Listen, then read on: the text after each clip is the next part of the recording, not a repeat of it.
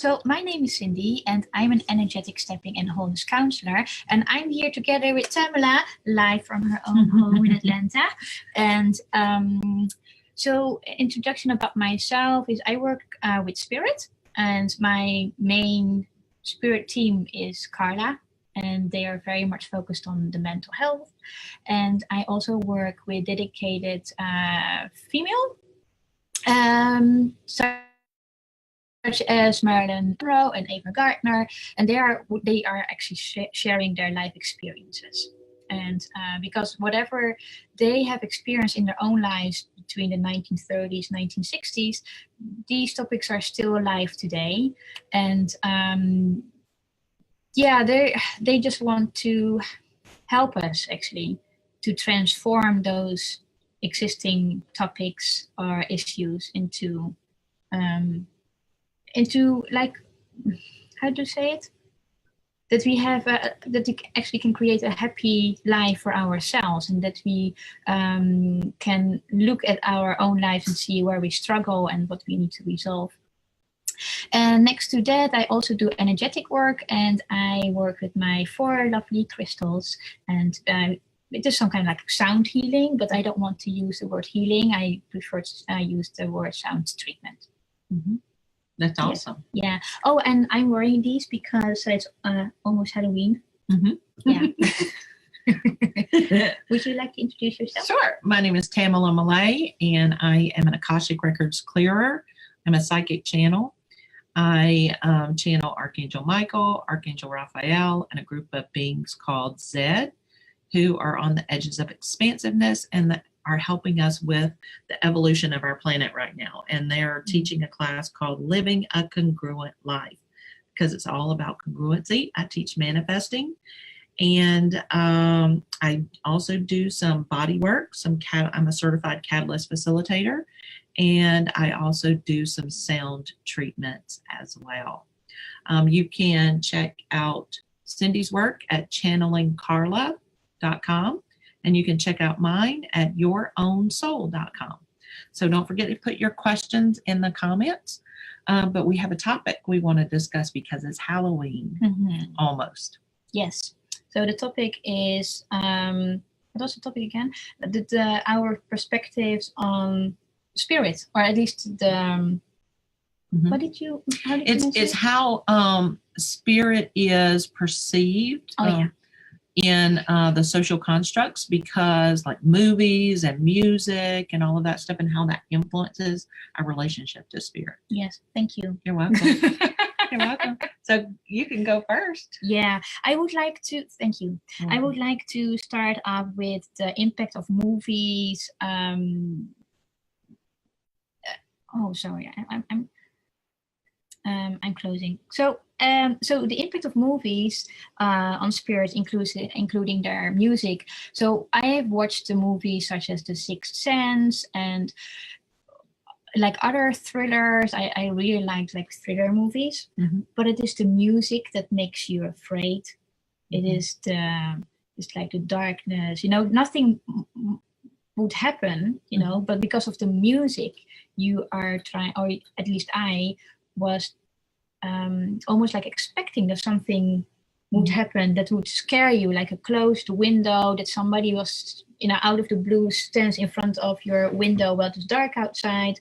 So it is the anticipation that something is going to happen. And so when I can go back to the movie of The Sixth Sense, music is also used, and also, I remember that there were some kids who passed away in that movie, and they were displayed as in like they suddenly show up, or they're displayed, they looked scary, and I think that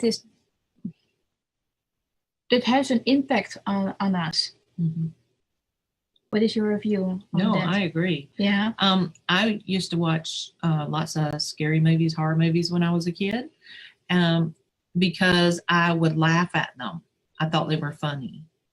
Until I hit, there was one of the Friday the 13th movies. I don't remember which one, but it was one where the person was laying in bed and the bad guy like came up through the bed and got him, right? And in something about in that moment, it scared me because I'd had a lot of night terrors when I was a kid, a lot of nightmares. And so something about that was like, holy crap, it just kind of resonated with me and it scared me. And ever since then, I would get really actually afraid at horror movies. And so I stopped watching them. I didn't like them. And when I started getting back into my gifts, I could see or sense spirits. Like there are spirits that walk around this house and they don't bother me now because I understand.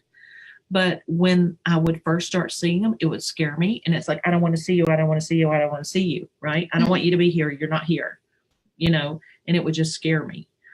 And it was because of the experience with the movies, because all spirits were bad guys. Yeah.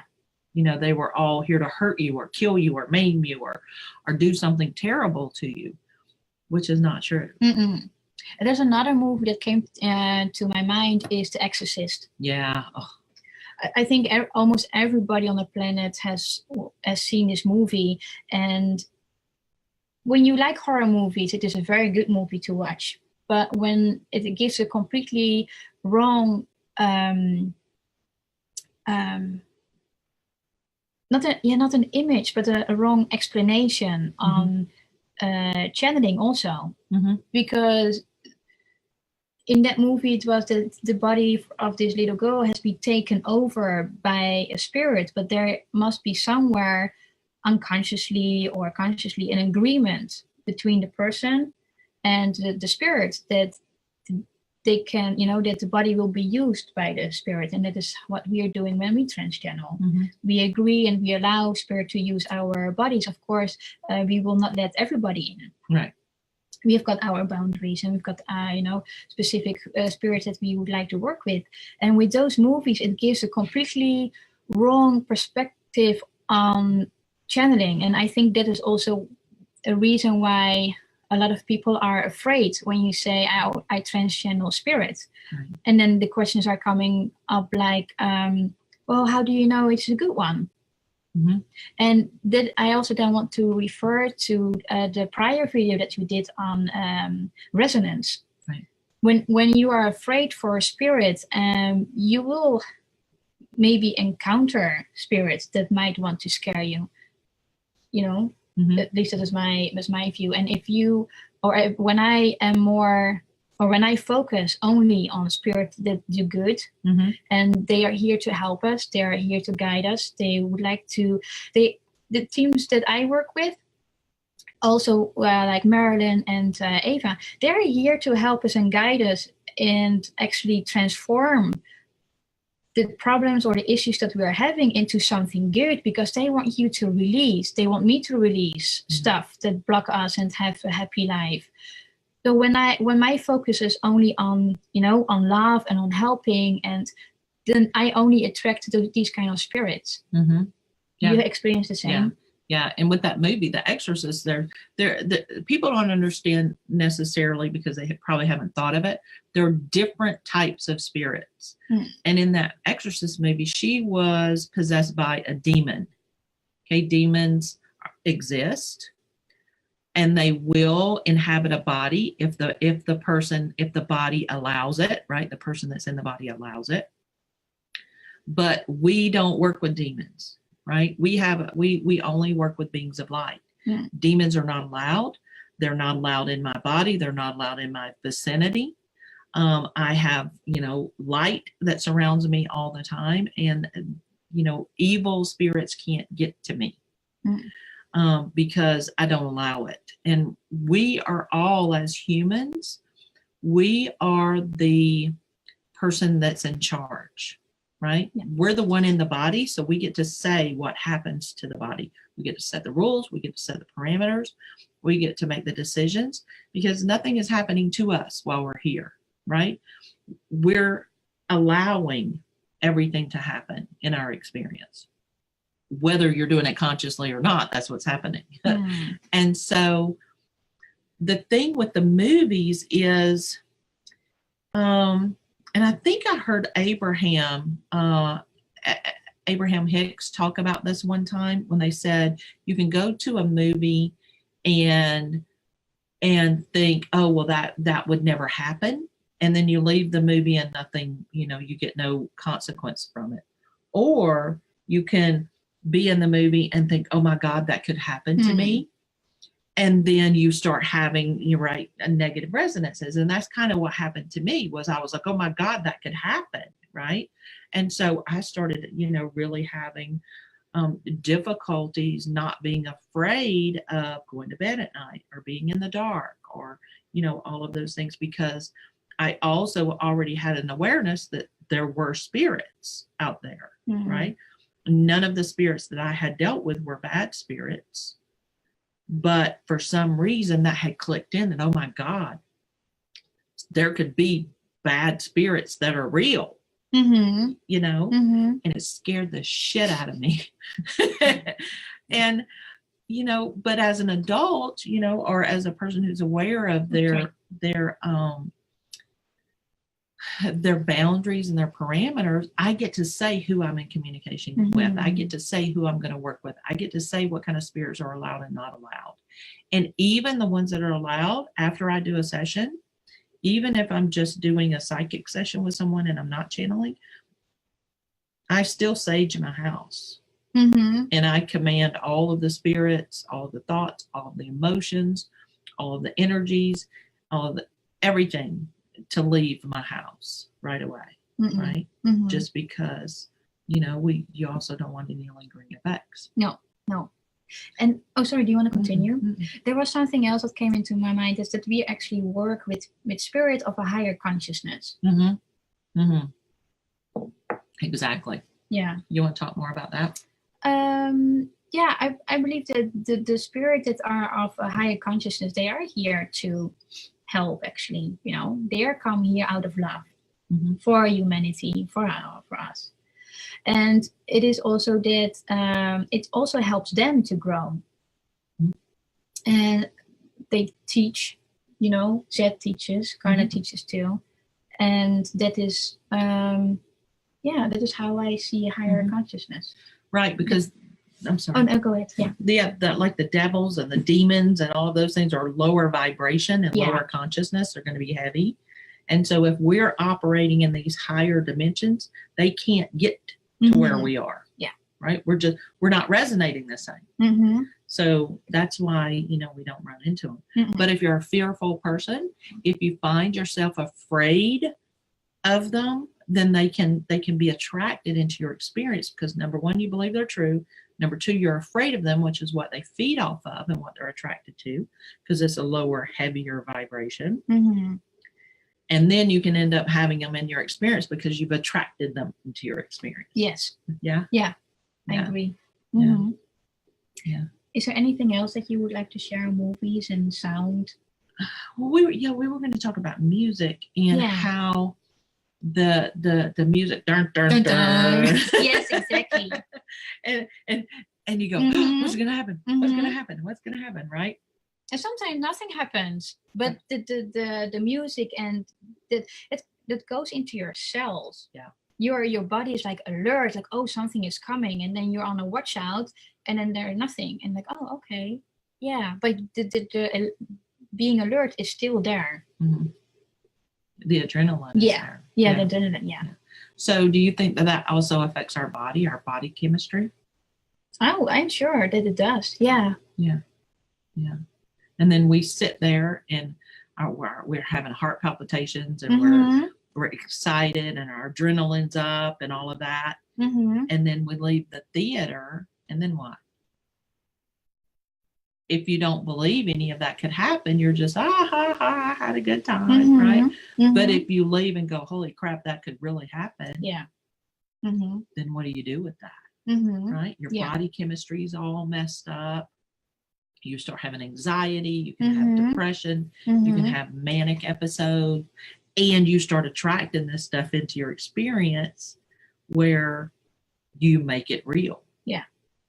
And the problem is, nobody's talking about this, right? Nobody's actually told people that go to horror movies that you can invite negative spirits into your experience if you believe this. You know? Yeah, I completely understand. Yeah. Yeah, that seems important. Yeah, I just had that when I would, even if I would not go to the movies and watch a scary movie, you know, I would have DVDs at home. I would watch them at home. There would be like a whole series of them, and then I'm such in the mood of watching one video after another. And then it would be dark outside, and I would walk to the kitchen, and it is dark, and I would pass by a window, and then I go, I need to pass by the window very quickly because there might be somebody, watching from the other side. Right. But that is what you have seen, or what I would have seen in the movies, or I would be anticipating that there would be something, standing behind the window, which is not. But it's what you say, the adrenaline is still there in your body, and I would expect that there would be something. And like, I'm getting nuts. Yeah.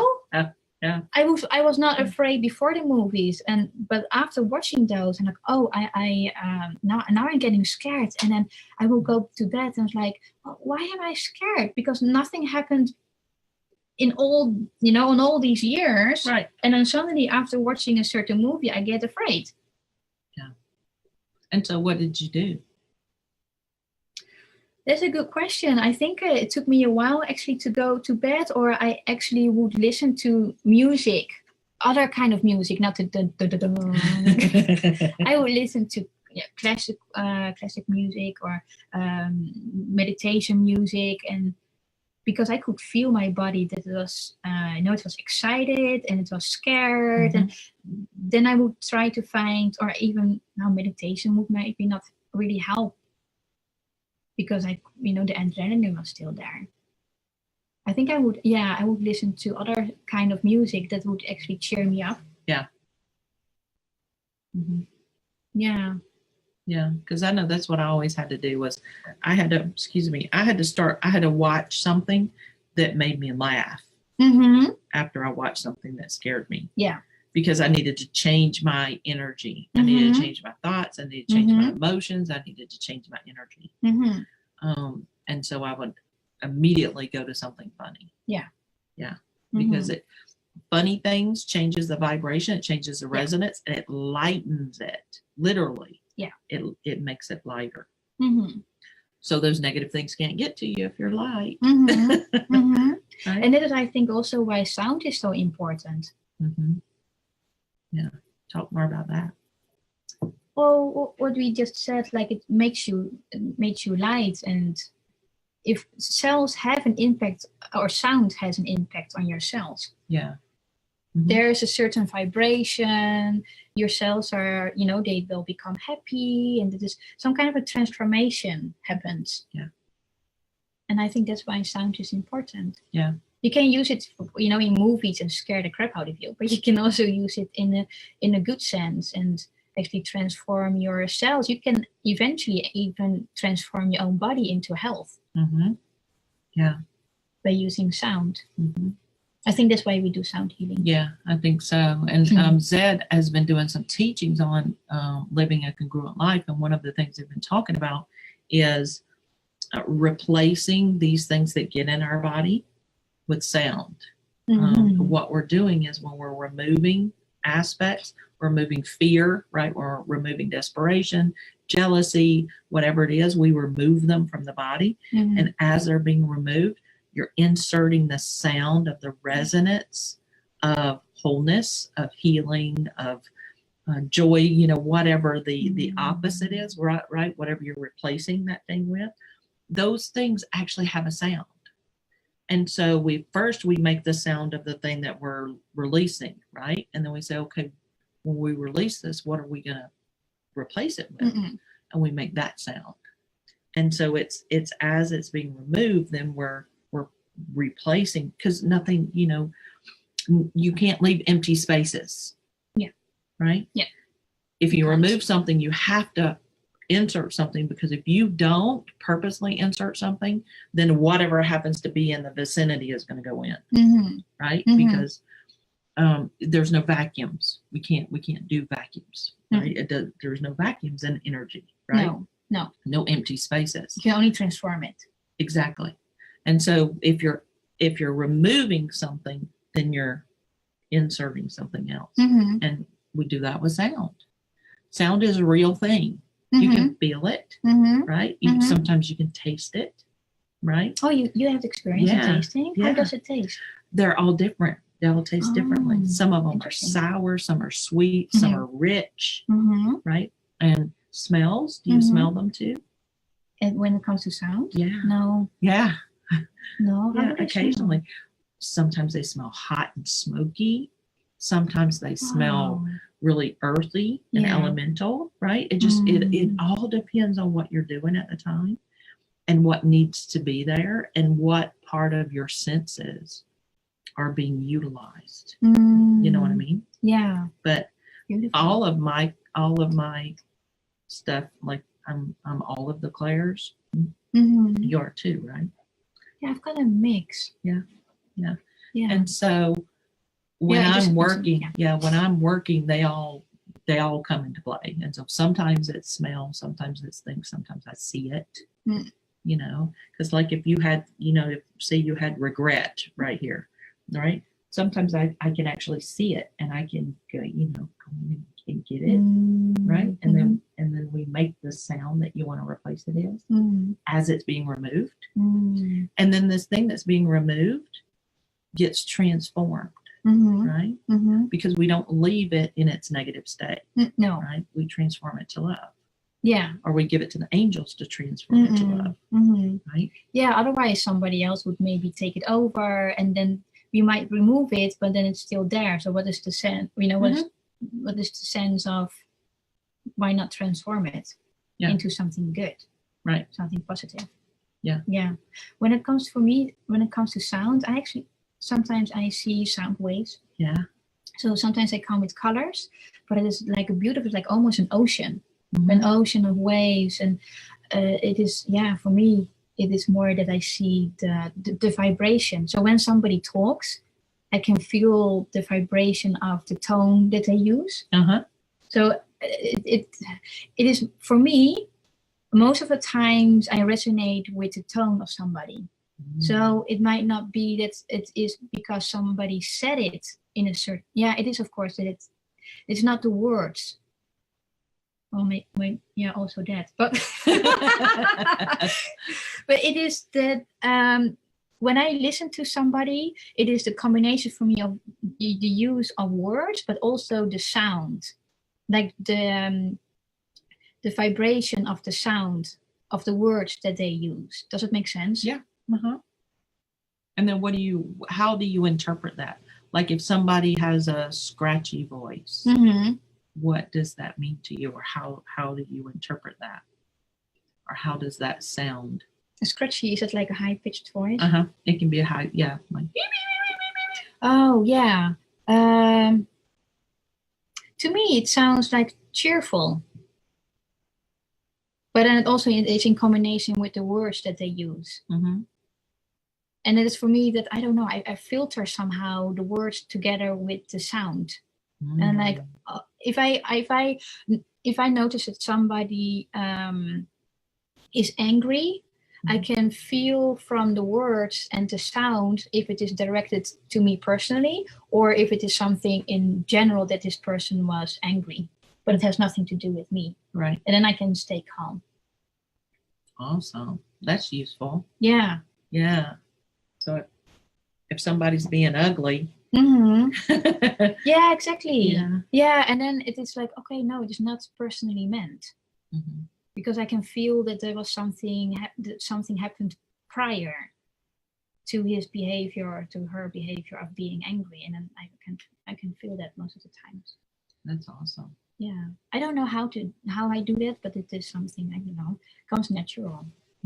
Part of your gifts. Yay! Awesome. What else is on the agenda? Colors. Okay. Do you see sound in color? Sometimes I pray colors through people for healing, and so those colors do have sounds. So for me, color has sound, but I haven't noticed if sound has color. Oh, okay, got it. I mean, I would think it would, but I'm so focused on, like, when I'm using sound, it's specific for something, and I'm seeing the thing that, like, I'm seeing the regret. So I'm already using that. I'm already using my visual. Yeah. Does that make sense? Yeah. Nice. So I've never thought about it. I'll have to pay attention next time. But do you see them as like neon colors, super bright, or is it a mix? It's a mix. It all depends on what the person needs. Sometimes they're pastel colors if they need comfort. If they need some kind of like fierce, strong thing, like strong power, like if we need to put power back in their body, they're going to be vibrant, bold colors. If they need antiseptic, like healing, cleansing, they're going to be crisp, really crisp. What about for you? When it comes to colors, there was one interesting, for me, it was an interesting experience. There was one day that I wanted to fall asleep and I just couldn't. And I was, very much like thinking, and it was late at night, and I was like, oh, I wish that I just could fall asleep in the next 5 seconds. And I saw someone passing by my door, even my bedroom door, but I live alone. And I was like, but I didn't invite anybody, did not hear any, Yeah. I did not invite anybody in my apartment, so why would there be someone? It is not strange, but I was not scared. And it is super funny because it was dark in my apartment, but I could still see some kind of like a black shadow passing by my door, my bedroom door. And this person came back, but there was no sound. So if I recognized it was a male figure, and this person was passing by my bedroom door, and I saw that he was walking, but I could not hear his footsteps. And he came into my door opening, and he looked at me, and even though this figure was black, I could still see his shiny teeth, and I saw that he was wearing a hat. He looked at me, and then within 5 seconds I was gone. And that was an experience for me that I actually saw one of my helpers. And I asked my teacher, and I said, why did he come in black? Because our interpretation of black is something like, oh, it is negative. Right. Negative, it is the devil, it is something not of the light. Yeah, exactly. And then he said, well, imagine this, that you are in your bedroom, it is dark outside, it's dark in your apartment, and he would come in bright light because he is a good, he's a light being, he comes in positive in energy. So what would happen if he would come in bright light? And like, yeah, that makes sense. That would have scared me. Yeah. Would it startled you? Yeah. Like, what is this light doing? If it would be that he would come in, in light, in another color than black. So he said, helpers come, they actually blend in with the background. Well, that's interesting. Yeah. And they do that because they do not want to scare you. So if he would have come, when my male helper would have come in another color, then most likely that would have startled me, and I was like, oh, what is this? Then that would maybe, freaked me out. Right. But he said, no, they do that because they want to blend in with the environment. They actually, it would be nice, if you could see them. I had another experience of seeing my own helper. That was also a very funny experience because I was walking outside and it was early morning when not very late. I was walking back home and I saw a guy in front of me also wearing a hat, and he was like looking around, just curious, and it seemed to me as if he was looking for something, or he was just looking around. Oh, beautiful.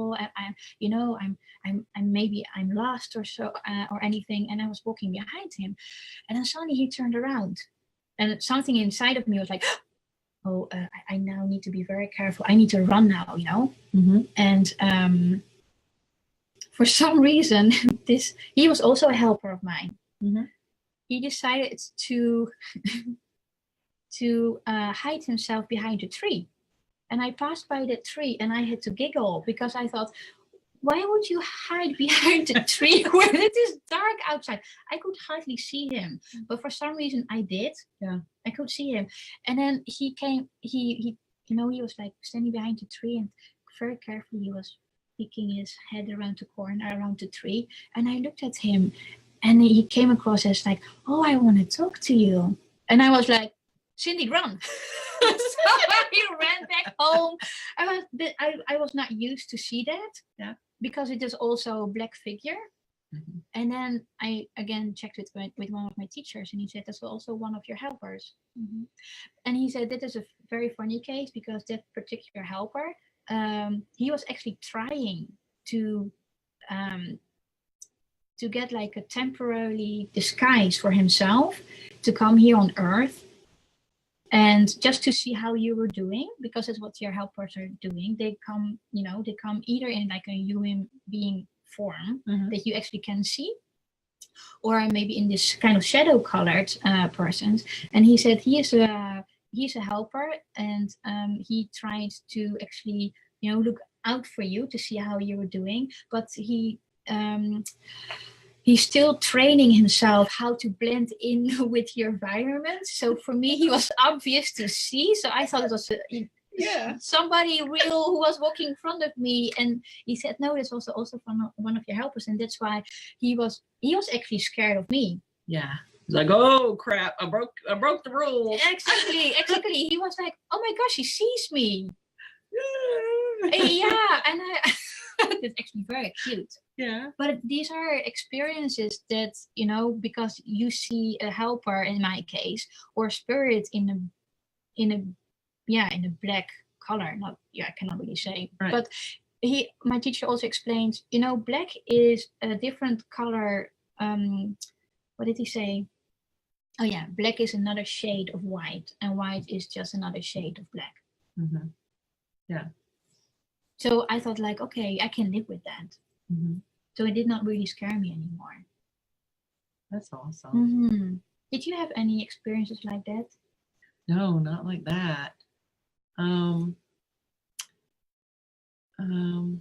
trying to think, like with color or with my helpers. Both. I have a spirit guide that shows up to me as blue squares. Mm. Like when that helper is trying to help me do stuff, Mm-hmm. I start seeing blue squares everywhere. Oh. And it's like, oh, okay, I know what that It's means. you again. Right? Mm-hmm. And I know what that particular guide is helping me with. So when I see those things, it's like, okay, it gets me back on track. I did have an experience, gosh, ages ago, probably 25 years ago, when I got really bad sick and I thought I was going to die. I mean, I was really sick. And my husband at the time was in Korea. He was in the military, and I was in Florida with my children by ourselves. And I was very, very ill. And my kids were young. I mean, they were like, 4 and they were probably 5 and 6. And so they couldn't take care of me, right? And and there wasn't anybody to call. And I was laying in bed, and it's like, look, I'm not going to die and leave my children in the house by themselves. Mm-hmm. That would be cool. That would be terrible. It was like, I'm not doing that. And that was actually revealed to me afterwards that was a choice point. That was one of the we have multiple choice points that we have in our lifetimes that we program in before we come here, Mm-hmm. where we can decide if we want to stay or go. Yeah. And that was one of my choice points. I could have left then. And it was like, no, I'm not going to do that. I'm not going to leave my children, to deal with that. And so, while I was laying in the bed, and after I made that decision, I said, I don't care what's going to happen. I'm not leaving. And I saw, like, in the room, this orb, right? This circle, and it was all kinds of swishy colors. And I had closed my eyes, and I had made that decision, and I was like, I'm not leaving. And I opened my eyes, and I saw this orb, and it was like, Mama, it was like, it wasn't my personal mama, right? But it was like Mother God, the goddess, Mother God. And it was like there, and I just felt this huge love like surround me. And I went to sleep, and I woke up maybe an hour or so later, and I was perfectly fine. I was fine after that. I mean, I was healthy. Well, not 100%, but I was like 80% better. Wow. I still had a little cough and stuff after that, but I was like, holy crap. And it was like, I don't know what that was. And it wasn't until years later that I found out that was Mother God. That was the goddess. She had come. Wow. Because I made my decision. I made my choice to stay. And because I was in that state, it really was a death state that I was in. There had to be intervention. There had to be the intervention of, one of the Godhead or the goddess head had to come in and do something, right? And so, she came, and it was good. So that was the one I had. That's beautiful. Yeah. How did she feel? Like warm? It was just, all I felt was warm and love. Just love, warm love, and everything's going to be okay. And I just went to sleep, and I was like, okay, I'm staying. Everything's going to be okay. And I went to sleep and woke up, and it was a miracle. It was a literal miracle. I mean, I was that much better. Wow. Yeah. Yep. So that's nice. my experience. And it seems like I remember hearing a sound, like a certain tone, but I couldn't replicate it right now because I don't know what it was. But it does seem like that there was a sound involved too. And the colors were like all colors and no color. It was like no color in all colors. Okay. It was, you know what I mean? It was like there's all colors, but it was see-through. Oh, okay. I think so. I think my brain doesn't really wrap around it yet. It was like it wasn't like I couldn't reach out and touch it. And I'm not even sure that if anybody else had been in the room, if they would have seen it. I mean, it could have just been a third eye thing. But I saw it, and I knew Mother, and that's all I knew. Wow. Yeah. Beautiful. So another topic that we want to discuss is like the understanding of, the number 13, or maybe even Halloween. What is your perspective on number 13? Number 13 is the number of the goddess. Woo! I'm a shamanic Magdalene high priestess, and my understanding of the number 13 is it was the number of the goddess and of the priestess. And when the patriarchal church and the patriarchal religions started taking over the churches, which had been matriarchal, which had been female-led before, and they started taking them over, they started wiping away all of the things that had been part of the holiness of the matriarchy and the divine feminine. And one of those things was the number 13, because that was the number that represented the goddess and the priestess. And so instead, what they did was they made that an evil thing, right? 13 is a bad thing. It's a jinx. For me, 13 is delicious. 13 is awesome. Yeah, it means the priestess is here, the goddess is here, right? We've got some woman power. We're going to make some shit happen. Yeah. I love 13th. Friday 13th, best day ever. It's a Friday and it's a goddess day. It's awesome. What about Beautiful. I've never really related to these kind of things, actually. Yeah. I've heard like on Friday 13 you should not walk underneath the ladder, because then something will drop on your head. But I also think that is a belief that it will happen when you believe in it. Mm-hmm. Superstitions. Yeah, exactly.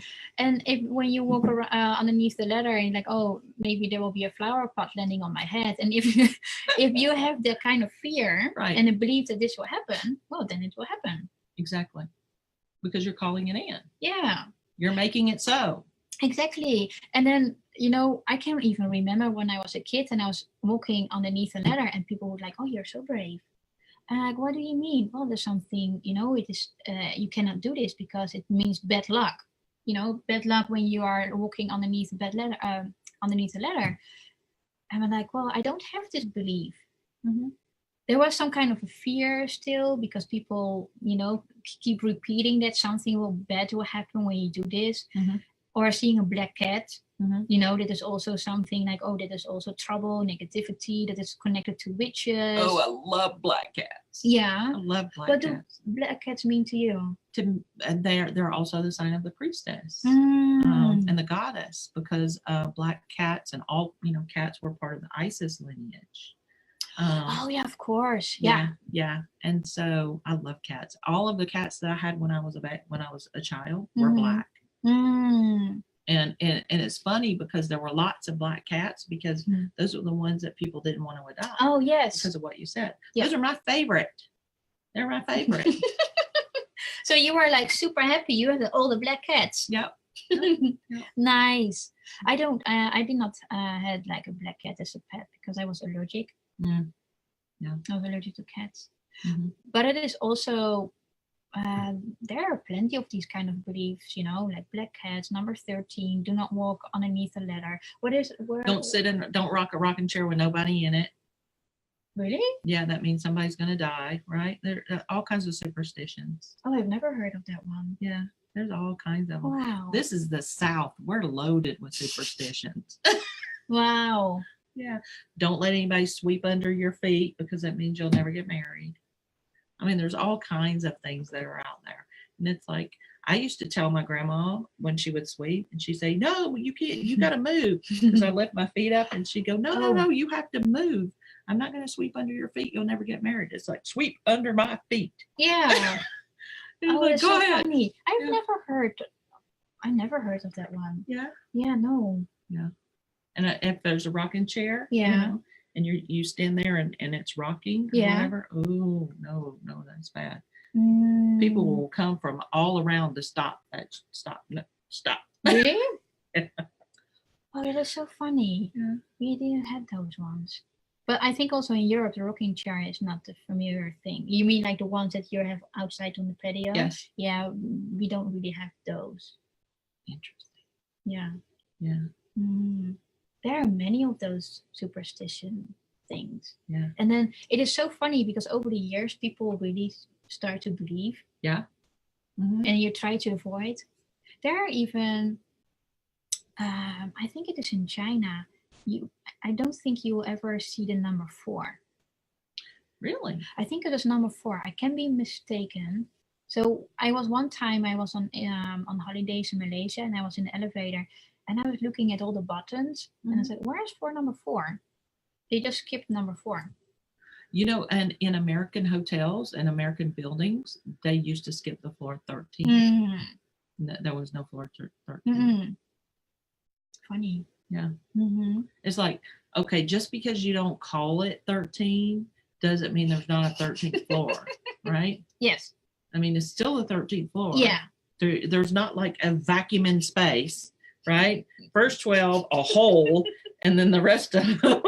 Yes. Right? Yes, I understand. Yeah. But yeah. It is funny. It is. Mm-hmm. Yeah. And instead, they're focusing on these things that are not worthwhile, right? Mm-hmm. And ignoring the things that are, like their thoughts and their beliefs and their emotions and their words and their actions, right? So let's not think about those. Let's just not sweep under your feet. Yeah. Or let's not have a 13th floor, or right, or a Mm-hmm. fourth floor. Mm-hmm. Right? Yeah. When that's not going to change anything. Right? It's not going to fix anything. Yeah, but it'll keep you distracted, right? It's blames Yes. somebody else. Yeah. That's the big thing. Exactly. And that is something, when you were talking, I heard the word fear. Movies are there to actually make you afraid. Yeah. Yeah. Because there is something in us as human beings that we are, there's like, I don't know, like a special relationship with fear. Yeah. In my experience, fear is an independent thought form. Mm-hmm. And what that means is a thought form that has had so much energy fed into it, it takes on a life of its own of sorts, but it has to plug into people to stay viable. Mm-hmm. And people plug into fear all the time. Yes. You can access it from anywhere at any time. Mm-hmm. And it's a living thing. And you have to choose whether you want to plug into it or not. Mm-hmm. Mm-hmm. And sometimes it's easier just to plug into fear because it's comfortable. Yeah. Everybody has experienced it, once or multiple times in their lives. And what you say, it is so present. Mm-hmm. And for me, fear is something that has been created by the mind. It does not exist. Mm-hmm. It comes across super real. Yeah. But it is an emotion. Yeah. It is not something that we have created from the heart. It's not a feeling, it is an emotion. And it is something that we have created. Yeah, that's in a our good head. distinction. Yeah. Mm-hmm. Yeah. But it is super, it comes across as super real. It is really there. And the fear aspect is so big, especially nowadays. It is super present on the entire planet. Yeah.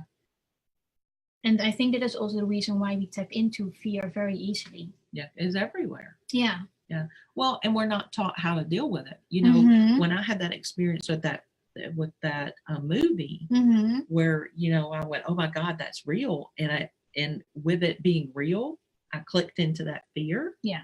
That I had never been clicked into before, and I mean, it haunted me for years. After I had children, I couldn't stand to be high off the ground. I couldn't ride roller coasters.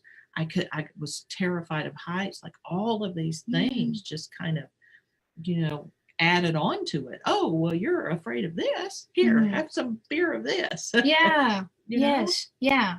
And fear is also something that you create in the future. That's true. But when I pay attention to myself, as in when I'm here now in the moment, I'm doing okay. There's nothing to be worried about. But when you're going to think as in, oh, what, I'm afraid that I'm going to fly back tomorrow to Switzerland. I can maybe create a fear as in, oh, maybe, there might be a possibility of missing my flight. But then I'm already thinking, what is going to happen or might be possible for tomorrow. Right. Mm-hmm. And you're giving yourself the opportunity to attract that experience. Yes. Mm-hmm. Yeah. Yeah. So what's your experience with superstitions and Halloween? We haven't talked about Halloween yet. Mm-hmm. What's your experience with Halloween in Switzerland? None. Aww. It doesn't exist really there. Yeah. And you? Here it is. It's one of those things that got incorporated in, right? And they made it a scary thing, and then they made it a fun thing. Americans do Halloween as a fun thing, right? Mm-hmm. It has nothing to do with really scary or anything like that. Really, it's about fun. It's an opportunity to have fun. And for some people, having fun is watching horror movies, and that's fine.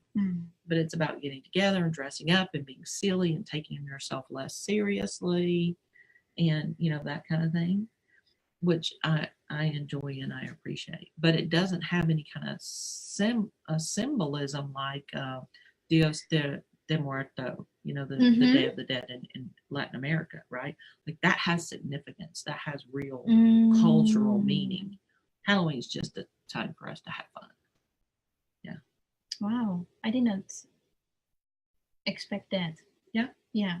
What did you expect? Well, I think that, well, when we can go back to movies like Halloween, what, like Halloween 13 or How, yeah, or a freaking lot of movies. yeah, Yeah. and it's always related to Halloween, and you go outside in the dark, and everybody dresses up in a scary way, or not everybody, but most of the most of the people that I see on the internet or in the movies, they're like either a ghost or they're like, I don't know. Yeah, but not everybody dresses up scary. A lot of people dress up sexy, Oh yeah, or funny, or princessy, or right. Mm. But it really is about. It's still about having fun, even if they're dressed up. And most of the time, when you go trick or treating, which is where you go from door to door to door, right, and collecting candy, your parents are there. There's 1,000 other people there, and even though it's in the dark, everybody's got flashlights. Oh. So it's not a scary thing because you've got either your parents or your friends' parents watching you. So it's not. It's nothing scary. Now a lot of people will decorate their houses and put scary music on and all that stuff. But that's still part of the fun. You know what I mean? I know what you mean. Yeah, we don't have that in Europe, celebrating Halloween. And I think with, these movies of Halloween the 13th or all the other scary horror movies, it gave me like a completely different view on what Halloween is. Yeah, because you think it's what the movies is. Yeah. Yeah. Yeah, no.